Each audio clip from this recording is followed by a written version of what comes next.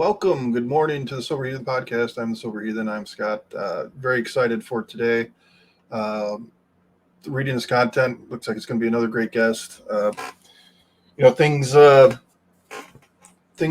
kind of crazy, but to be able to sit down and talk recovery with somebody that gets it and wants to tell a story and wants to help other people is super rejuvenating. Um, right now the woman that raised me is in the hospital. That'd be my great grandmother. So things have been kind of hectic the last few days, going on just a few hours sleep. But man, reading this and getting pumped up for a podcast to talk recovery and maybe hopefully help somebody one day. That's the shot in the arm that I needed this morning. So I'm going to go ahead and bring in my guest, Dr. Dallas Bragg. Welcome to the podcast, my friend. Thank you. Welcome. Thank you for having me. Yeah. So go ahead and hit us with whatever you want to tell us a little bit about your background or your story with addiction, as much or little detail as you want. Yeah. Okay. Well, not to go back too far, but I grew up in West Virginia, and I had a strange mix of parents. So I had a severely alcoholic, traumatized father, and the family there was what I would get like the heathens, as you. But very much rough, drinkers, fighters, redneck. And I had the other side, which was very conservative Pentecostal mom. And so my dad went into the military early, and we headed off to some of the East Coast of North Carolina. And I didn't see him very often, but when I did, I, as early as I can remember, heard a lot of comments from him about how different I was from him. And so then there were comments about, you couldn't be my real son. Something must have happened. There was a mix-up, that kind of thing, because I wasn't a heathen, and I was with my mom a lot. So I was there. She was taking us to church, and I kind of adhered to that way. And then, so anyway, those things came about and caused what I call now is an exclusion schema, in terms of I felt excluded from my own family, from my own father. And then not only that was my mom would catch me early on, kind of, I was on a stage and I was performing, pretending as a child. And she busted in and was like, just severely persecuting me about, you don't act like that. That's not how boys are, and that kind of thing. And so the early messages for me was that if I were to reveal my true nature and my true self, that it's not right, it's abnormal, and I don't belong. Sure. So things went on with that. And so in that lens, that framework that I had, the rest of my life lined up to that, right? So I started finding out all the ways that I didn't belong. It was either school dances, or getting picked last in sports, or whatever it was. I found ways to back up and prove that I didn't belong, and I would escalate that. And so I grew up very socially awkward, hating myself, all those kind of things, and always seeking the approval of a man. And so there's a lot of people in the homosexual community who will at me for saying that, but a lot of my tendencies toward men came from the fact that I never had approval from my father. And maybe I had a propensity to be gay in the first place. I'm not sure, to be honest with you, but I was always trying my best to get something from him, some kind of validation. And so that went on into my adulthood. And at 18, I got married to a woman.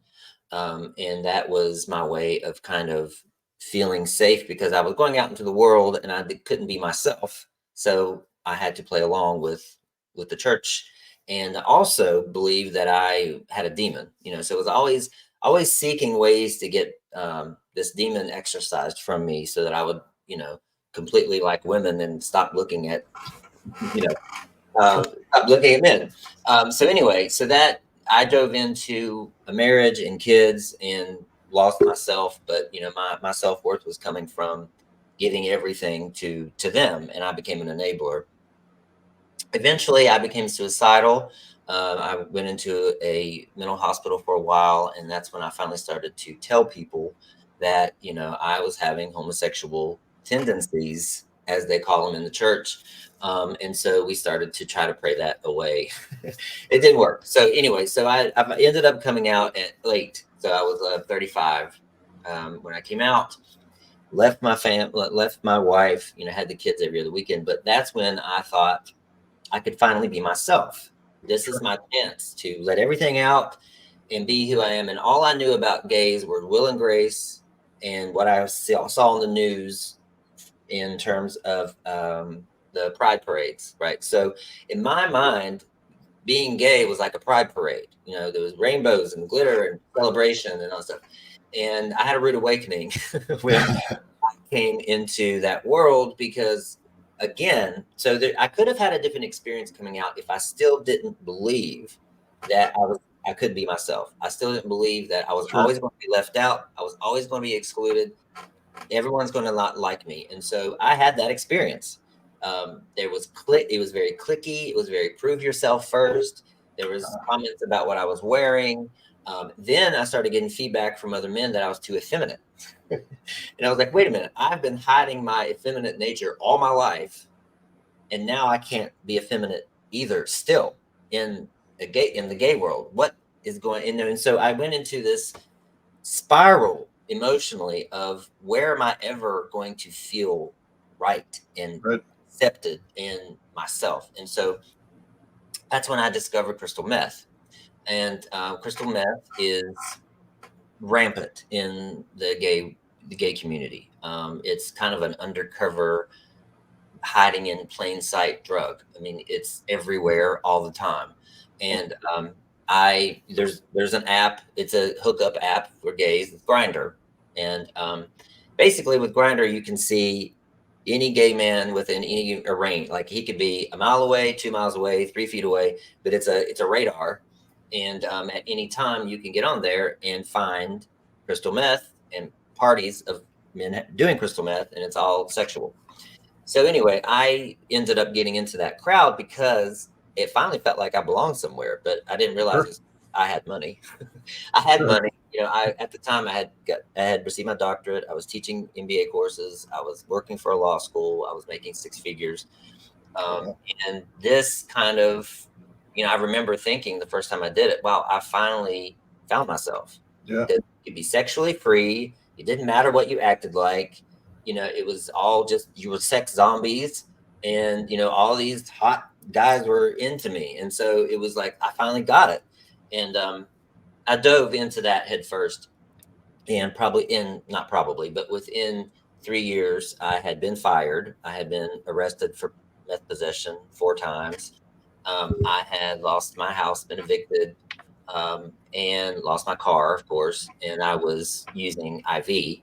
I was shooting up like 3 or 4 times a day, and with some people. So when I was the house, headquarters for this group of guys. And when I got evicted, then I got thrown out of the group, and I was homeless, and was kind of just existing under this tree and trying to get out and steal what I could to get money and that kind of thing. And finally, I had no strength, no money, no drugs, and no friends. And so that's when I ended up finally breaking down and calling my mom. And luckily, she came and got me. And anyway, I had to give myself up to the police because there was an APB for my arrest. And I gave myself up. I went to jail and got entered into drug treatment court. And with drug treatment court, yeah, you drug tested like 4 or 5 times a week. You have to go to rehab. You have to show up and do meetings every day and meetings with your counselor. And then I was also on probation, so I had meetings there. So it was basically a full-time job for about a year and a half. But it's totally worth it if you can do it, Right. because all my charges were dismissed. They paid for them to be expunged. And so in 2020, in the middle of the pandemic, somehow, when the courts weren't in session, I got a letter saying, you're free, you're done, all your charges are expunged. Awesome. Yeah, and so the last time I was in last time I was in jail, no one would answer my call because, it was my fourth time. And the only people that finally would was my daughter. So she was 16 at the time, I guess. She and my son, who was 14, came and picked me up. And it was the middle of summer. We went to a park. And during all this time, my ex-wife also became an alcoholic. Oh, geez. And so they actually were on their own and in an apartment, and they were like, we need a parent. And you need to make a decision here. And so I did. And that was August 4th, 2018. And that was Wow. my decision to get free from crystal meth. And I did, I went through the motions, to be honest with you, for that 18 months. Sure.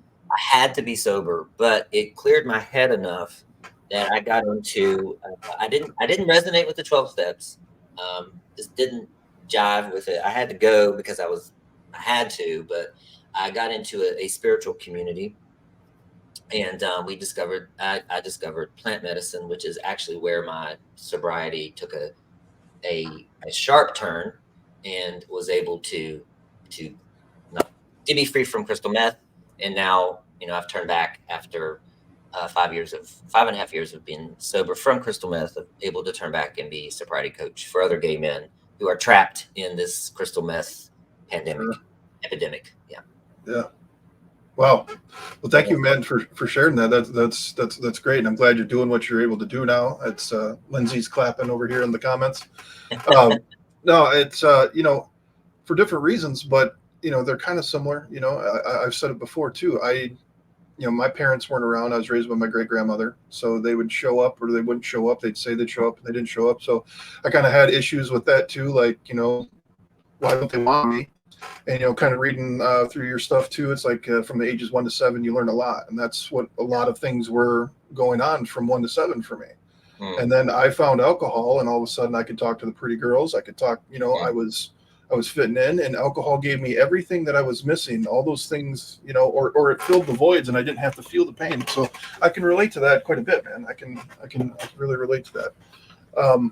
So man, so much to unpack.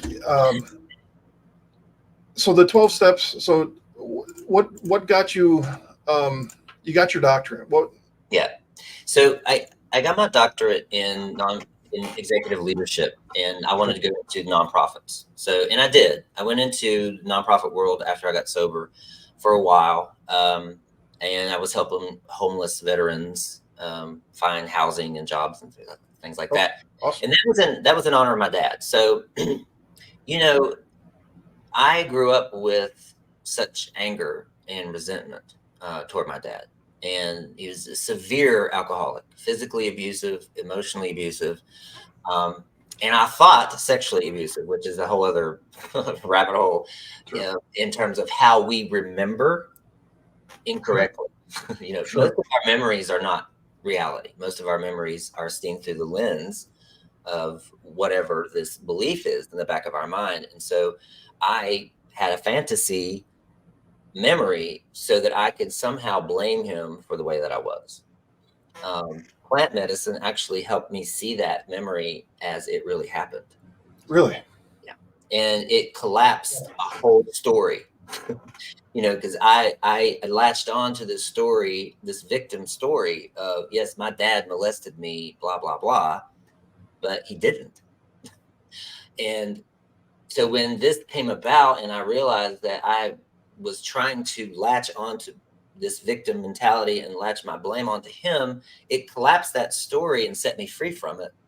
And then I was able to move forward with my own sobriety. So the other thing about that is, all this time growing up, I always said, what kind of father would ever treat his children the way he did? What kind of father would put alcohol first? What kind of father would, take me camping, but get drunk and pass out by the fire? And then fast forward to me as a meth addict, rushing my kids to bed so I could have a sex party. Oh my God. Yeah. Yep. And I realized in this, when I started getting sober, I was like, I'm going to make amends, with my father. He was dead. He had passed on. I'm going to make amends with him. And then I started realizing, like, you are him. Like, you you did the exact same thing. And then this whole another storyline collapsed. And this story that I had latched onto, that he was a horrible father, disappeared. And I developed compassion, compassion that it wasn't him, it was his addiction. It wasn't him, it was his trauma. And I was able to actually see him for his true self, which is his soul self, not this version that had been, when I found out more about how he grew up too, it made sense. But this version of him that was so heavily soiled with trauma that he really was just making decisions out of addiction. And it just helped me not only just make amends, but it helped me cut this cord of energy that was going toward him, this hatred, this anger, and that made room for more self-love for me. Wow, man. Like, dude, I'm just sitting here and I'm thinking about my, one of my core issues that I've tried to address is my mother. Mm. And I always said I was never going to be like her. I was going to be like, I was going to have my kids, I was going to be a great dad. Well, I didn't see my kids in person for 2 years because of my alcoholism. They didn't want to even talk to me on the phone, and they're 11 now. And that was between 9 and 10, and what you just said about your father and that look, that introspective look of, I am kind of my mother. And how can I hold these grudges against her when it is her trauma? It is her addiction that is causing a lot of these things. Dude, man, shit.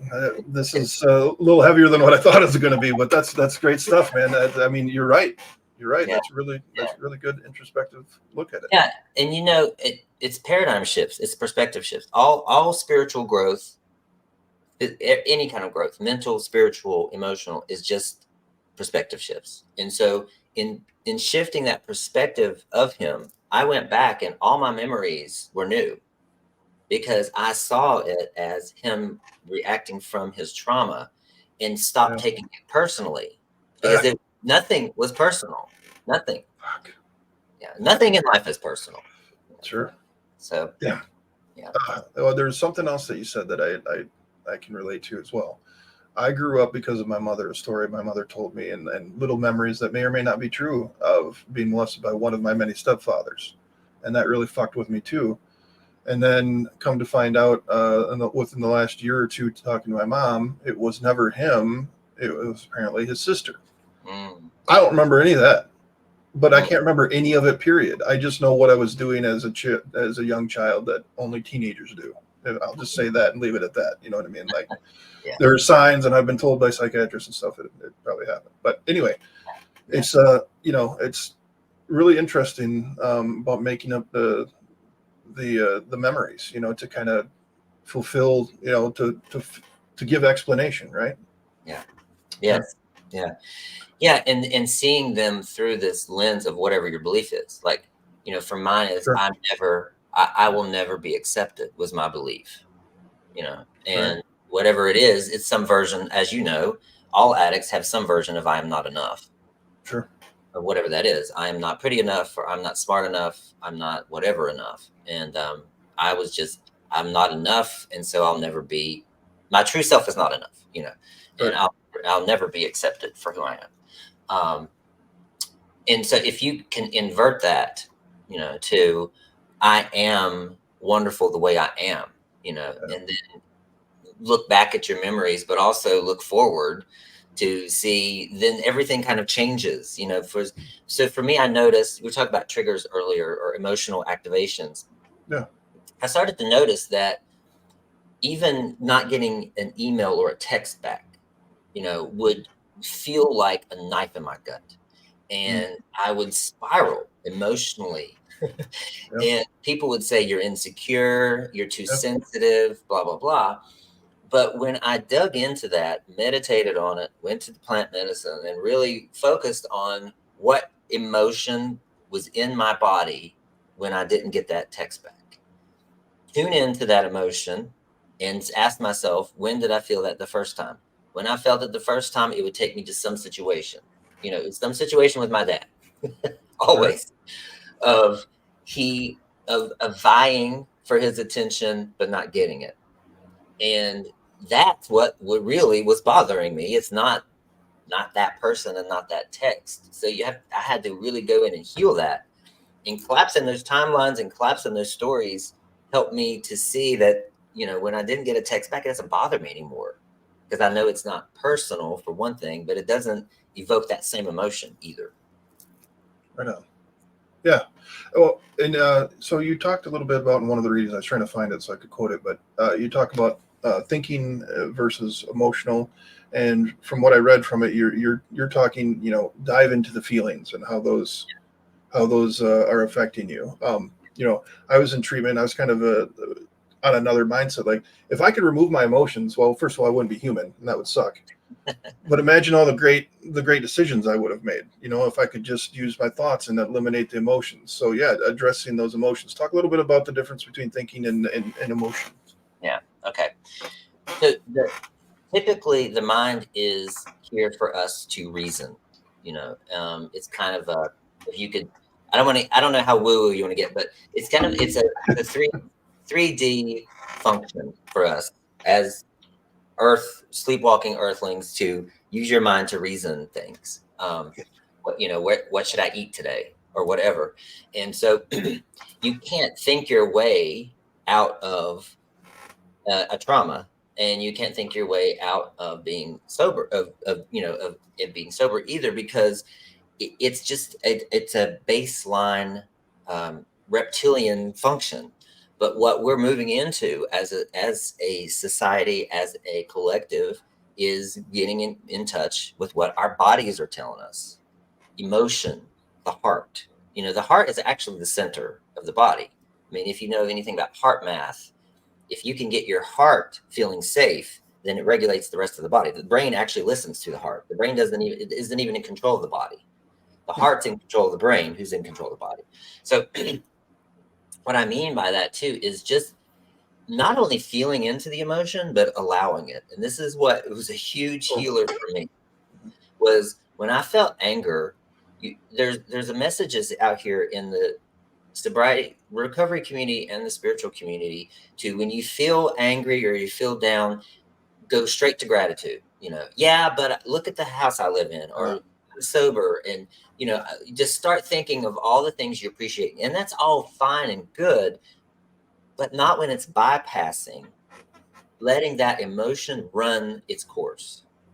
And I see it as a wave cresting and leaving. And so when you feel angry at somebody, is just stop and let it happen, and feed it, like intensify it.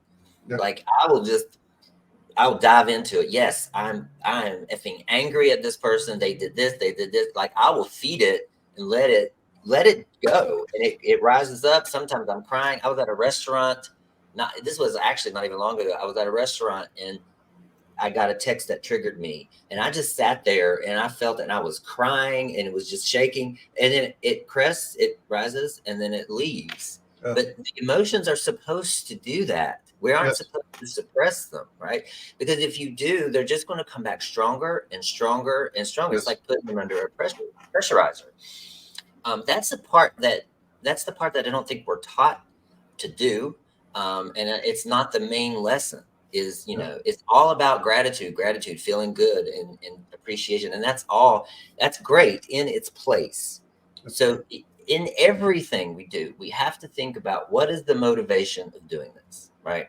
Like, if you send a text that is what. So I use the example of, I was in a group the other day, and this lady was crying. This other woman walked up to her and started hugging her, right? And so the two walk away from the situation, and I heard the feedback from both. One of the lady that hugged walked away from it feeling so good, because she had really done what her duty. She had supported her, Yeah. and her motivation was to make herself feel good. Mm. The other lady was offended. The other lady actually she got worse emotionally, because she doesn't like to be touched. Nobody asked her. Yeah. you know? And so you have to ask, what is my motivation here? Because if my motivation is to make this woman feel better, I'm going to ask, how can I support you? I'm going to ask questions about what it is that she needs, instead of making an assumption and making myself feel good by hugging her. Yeah, yeah, I love that. I love that. Intent is everything, and that's what I try to tell people. Like, if you need to say this, if your intent is, you know, just and it's not selfish, then you should probably do it, right? And then you talked about, man, I want to go back to that too. You talk about feeling the feeling when you're feeling it. You know, Yeah. one thing that does, and I talk about it all the time, I journal. Like I will write down, I, I just, I would be okay with not being here at all today. You know, I don't want to die, but I don't want to live today. And I'll write that shit down. Mm. I have written now today, now since I've been in recovery and I'm learning more about this stuff and more about myself, I have written some really nasty texts that never got sent, but I've Mm. typed them fuckers out so that they're there, you know. Yeah. And I really believe that, you know, I'll type it out sometimes and I'll let it sit and I'll come back to it. But Yeah. I want to hammer home something here. I think because I think that because of what you're saying and what I've been through, ignoring those things by going right to gratitude and acceptance. And I just talked about acceptance yesterday. Now I kind of feel bad that I even brought it up now that we're having this conversation. But going right to gratitude and acceptance, you're pushing those things to the side, and those things are they're gonna fester and they're gonna Yeah. grow. And that was my go-to. My great grandmother's in the hospital right now, and I don't know what the future holds for her. She's 99, so I mean she's made it a long ways. Mm. But she raised her kids, then my mother, and then me. She's done more than any human should have to do. So anyway, she's a great human. But her go-to when I was a kid, when my parents wouldn't show up after they said it, was, well, don't think about it. Go play with your toys. You know, go watch this. Go do this. Go do that. And so I learned to ignore those emotions and not address them all the way back then. And that is a trauma. That is a form of trauma. Yeah. And so I think it's really important for people to understand that it's okay to feel a certain way, right? Like Mhm. if you're pissed off, that's okay. That's don't go beat somebody's ass just because you're pissed off, you know, but feel it and get it out there. Absolutely, man. I love what you're saying. Yeah.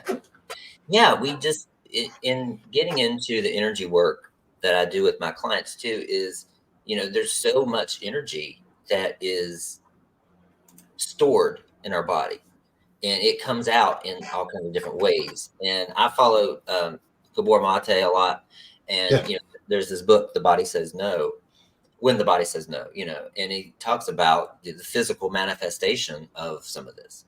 So a lot of people have a hard time buying that, but it's actually scientifically proven, in that if we don't release these emotions, then they manifest in all kinds of other ways, physically and mentally. And a step that I had to take early in recovery too is, I was so hell bent on not being a victim, in the beginning, was like, I didn't want to be that victim, but I also had to come to realize that I was victimized. Like my father, whether it was trauma or whatever it was, took away my childhood. I mean, those comments, one yeah, word, one sentence, I don't think you're my real son, yeah, stuck with me. And that took away not only my childhood, but it colored and grayed out most of my life and helped, And so, but I didn't want to, I had to go back and mourn that, because, one definition of recovery is, getting back what was taken from you. sure. My childhood was taken from me and most of my life. And so I had to go back and mourn that. I had to, there's a difference between playing a victim and actually being victimized. And so I had to really balance that and go back and mourn that childhood and express that anger toward him too. That version of him. Yeah. And you were able to do all this and express this and come to some sort of peace internally after he passed. Yes. Yeah. Okay. Yeah. After he passed, I did all kinds of different things. Well, I was I just saving think it's dinner. important for people. Sorry, go ahead. Go ahead. No, go ahead. I was just going to say, I think it's important for people to realize that there is a chance for that to happen, you know, even at that point. I've heard it plenty of times. Sorry, Yeah. I didn't mean to interrupt. Go ahead. Yeah. No, it's fine. No, it's okay. There's the the process of forgiveness is about you anyway, right? So you don't need that person there. And so I just shifting my perspective of him, like I said before, was enabled me to come to terms with that, and just see him differently and talk to him differently now and talk about him differently. That's the thing too, is that Right. when I have conversations about him with my mom, my family, my friends, people, I always, my tone in the things that I say represent a different story, and that story represents a different identity. Like I present myself not as this poor child who, grew up being abused. I present myself as an overcomer, Sure. in that he was only doing the best that he could. Right. And that really, the way that you speak and present that is going to present a different identity for yourself. Yeah. And that sets you on a different course as well in your recovery. Dude, truth. Capital T, man. It doesn't have to do with recovery per se, but I have an experience with that. With when my marriage ended, it wasn't the great. Maybe we probably weren't the best fit for each other, but we did create two wonderful boys, and now we co-parent pretty damn well. And I'm super proud of my ex-wife and the job she's done while I was going through all this crap. And she's never ever buried me or tried to bury me and take those kids away. And I respect her, and I wish her nothing but the best today. But what I used to do early on was I referred to her, and if she ever listens to this podcast, the secret's going to be out, but I referred to her as Satan, and it was always Satan. And so I kept creating this thing. And while I was doing that and while I felt that, our relationship was crap. It was always tense. It was always, I can now look back and even just having this conversation with you today that I was creating that tense, that tense feeling because I was portraying her in a certain way. And that was, that's not fair. And now I've forgiven her, and, we text and we have, great conversations. So yeah, it's great stuff, man. Great stuff. Yeah. I mean, the power, the thing about plant medicine for me that changed, and it comes back to that a little bit, is that it was the first time I realized that I'm connected to something else higher than me, but all the power is within me. And that's not a message that you get, that I got in the church or the 12 step, is that you have to rely on something else. Yes. And honestly, it's all here, and mostly in your heart. It's all there in terms of how you see, how you articulate, the stories that you tell, the stories that you create. It all starts here and ends here. Now there are, I believe in powers outside of ourselves and a higher power and all that kind of thing. I believe in all of that, but when you become dependent on it, you're not in control of your life. Right. Absolutely.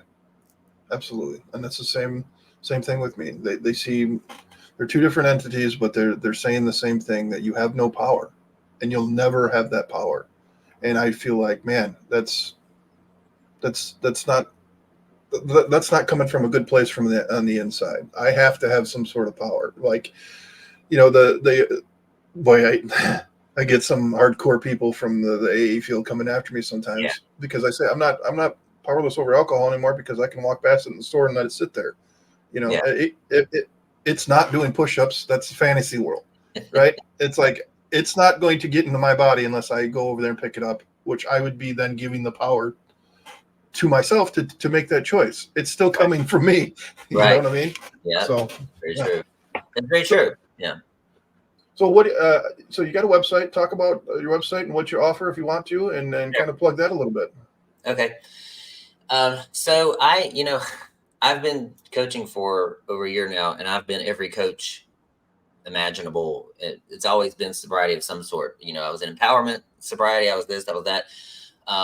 And I've just, I've now narrowed my target market down to gay men who are struggling with addiction. All of my clients right now are struggling with crystal meth, because unless you're a gay man who have struggled with crystal meth, you're not going to understand where you're coming from. Fair enough. Same thing as anything else. So we're able to relate very quickly, and I'm able to know and zoom into exactly what they're going through.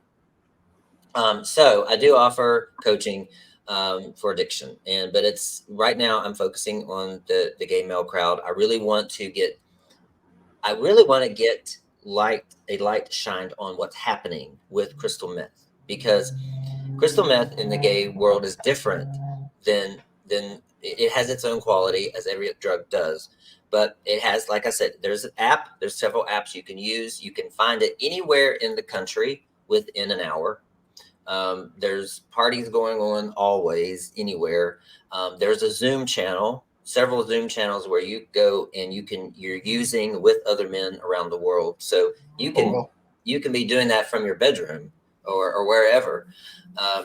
There's Telegram channels. There's WhatsApp, all this stuff where you can go in, exchange pictures or do things live or find parties.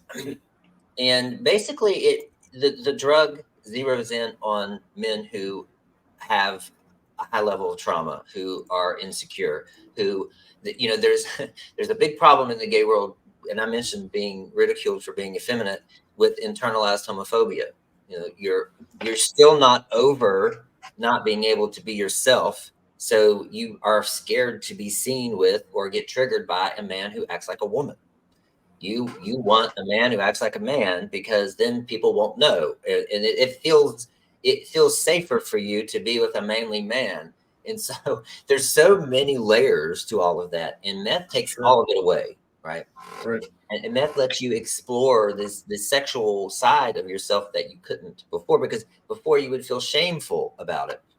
And so it just really zeroes in on those type of men, takes them and it helps them experience what they think is a world that is them. I have found myself finally, just like I said. And so my coaching program helps them see, again, what we do is talk about their emotional activations. I don't require them to be abstinent. I let them decide, what is it you want? Do you, what kind of situation is it? I'm, big on harm reduction at first, because I feel like it needs to happen in a series and a journey. Each relapse is we celebrate relapse because it's a learning experience. We break it down, we track it, we see what we do next, we tweak, and we move forward. It's not like, sorry, you have to get a new chip and start over and, march in front of the crowd and show everybody that, that you're a failure. I don't believe in any of that. And so we work through that. But really, it's what I'm getting my clients to understand is the answer to your addiction is found when somebody pulls out in front of you in traffic. And how do you react to that? Because if your nervous system is out of whack, you're going to react in this exaggerated way. So when you act when your emotions are activated in an exaggerated way to what is seemingly a small stimulus, that is an indication that there's energy stuck, but it's also an indication that there's a belief in there somewhere. Like with my kids not cleaning up in the very beginning, my kids wouldn't clean up after themselves, and I would go ballistic, kicking things and stuff. And I was like, afterwards, I was like, what is this about? And when I could go in, feel into the emotion, track it back, because the nervous system, the body doesn't classify anything in linear time. So it classifies in groups in emotion. So the emotion that I was feeling in that as a 40-year-old was the same emotion I felt as a 7-year-old. The body doesn't know the difference, right? The nervous system doesn't know. Anyway, so I figured out that extreme reaction was me feeling shame about not being a father, being a drug addict, and what I did to them, and blah, blah, blah. It would track back to, I'm not enough, and so it had nothing to do with them. But anyway, so what we do is we very meticulously think about all their emotional activations. We track them back. We try to replace them with new beliefs. And, my goal is them to graduate from the program and not think about, to be honest, not think about addiction and not identify with it. That was a thing of my past. That does not inform who I am. It informs who I am today, but it isn't who I am. Like, I don't have to say I'm an addict all the rest of my life. I struggled with addiction and I healed from it. Is my the same as if you quit smoking, you're not a smoker forever, right? Right. We don't need to dwell in the past. Like I think you and I doing this, we're still talking about our addiction because we're trying to help people. But I think it's totally healthy for somebody to beat the shit and walk away and never talk about it again.